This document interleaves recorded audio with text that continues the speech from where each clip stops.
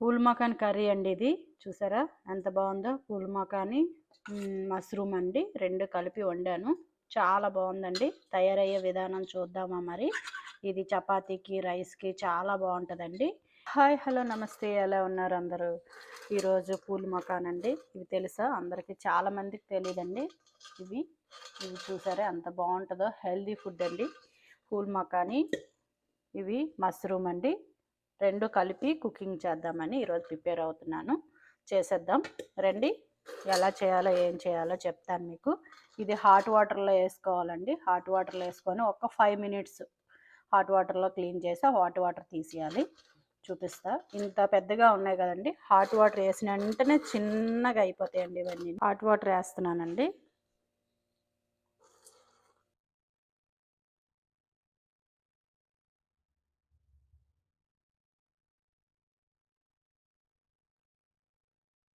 ఇలా కలిపేసి ఒక 5 మినిట్స్ హాట్ వాటర్లో వదిలేయాలండి. వదిలేస్తే కొంచెం తీసేసి కొంచెం వడకెట్టి తీసేసుకోవాలి. ఇది ఆయిల్లో ఫ్రై చేసుకోవాలి. ఆనియన్స్లో దేంట్లోనైనా ఫ్రై చేసుకోవాలి. చిన్నవి అయిపోయాయి చూసారా, ఇంకా చిన్నవి అయిపోతాయండి. మిర్చి అయిపోయాయండి. ఆనియన్స్ వేసుకుందాం.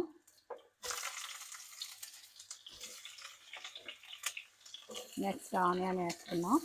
పచ్చిమిర్చి వేగిన తర్వాత ఒక ఆనియన్ అంతా పడుతుందండి. బిగ్ ఆనియన్ వేసుకున్నాను నేను, చాలా పెద్ద ఆనియన్.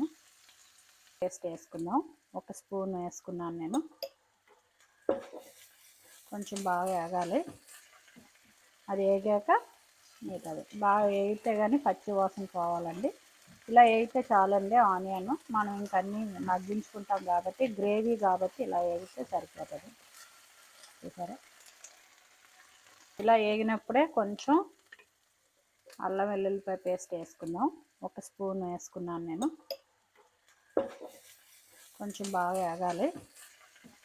అది వేగాక మిగతాది బాగా వేగితే కానీ పచ్చి వాసన పోవాలండి.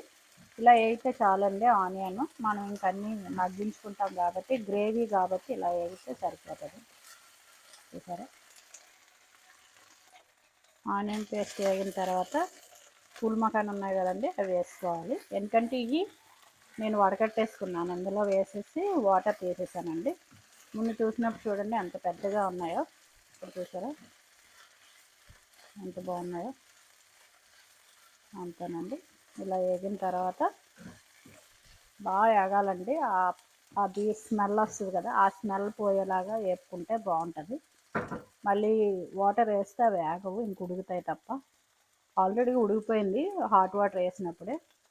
కొంచెంసేపు ఒక 1 మినిట్ మూత పెట్టుకుందాం. నెక్స్ట్ మష్రూమ్ వేసుకుందామండి.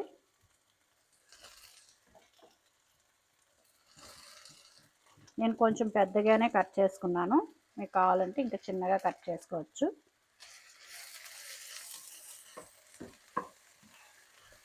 కొంచెంసేపు ఇందులోని ఇవి మగ్గాలండి. వాటర్ యాడ్ చేయకూడదు అప్పుడే.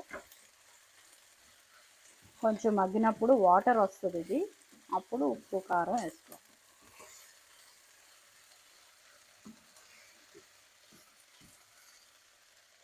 కొంతసేపు 2 మినిట్స్ మూత పెట్టుకుందాం. 2 మినిట్స్ తర్వాత కలుపుకుందాం అండి. అయిపోయింది చూసారా, మగ్గిపోయింది. ఇప్పుడు కొంచెం టమాటా వేసుకుందాము, బాగుంటుంది.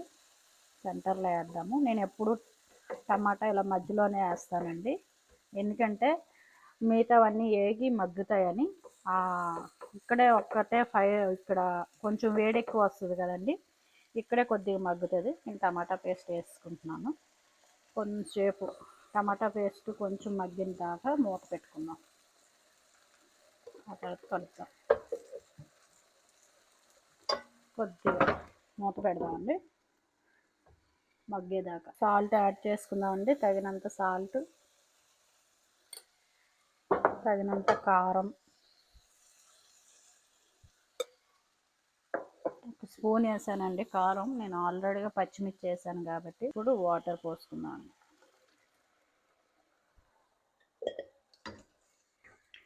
ఈ వాటర్ కడుక్కునే నీళ్ళు, పూల్ మకాన్ నీళ్ళు ఉన్నాయి కదండి, అవి పారబోసేయాలి, ఇందులో పోసుకోకూడదు.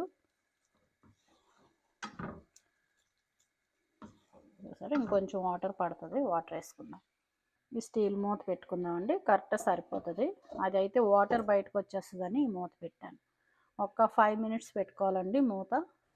అయిందండి, కొంచెం అయిపోయింది. మూత తీసుకొని చూసుకుందాం. ఎందుకంటే మధ్య మధ్యలో మూత తీయకపోతే కిందన అంటిపోయినా ఏం చేసినా మనకు తెలియదు కదండి. మీడియంలోనే పెట్టాను కాబట్టి బాగానే ఉంది. 5 మినిట్స్ అయిపోయింది. కొంచెం ఇప్పుడు ఏంటండి కర్రీ చూసుకుందాము. Phool makhana curry ready. చూసారా ఎంత బాగుందో.